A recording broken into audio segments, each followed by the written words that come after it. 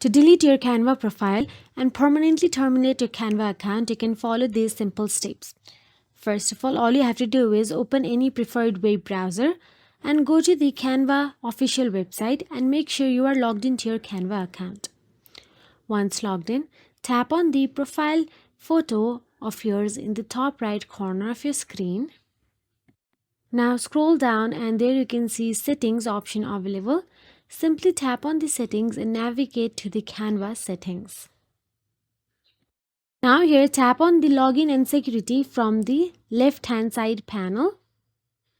Then scroll down and there you can see delete account option available. Tap on it. Once you tap on the delete account, a confirmation will appear on your screen. All you have to do is open your Gmail that is involved with your Canva account, and there you can see a verification code option available. All you have to do is enter that code in your Canva account and tap on the delete account and your account will be permanently deleted.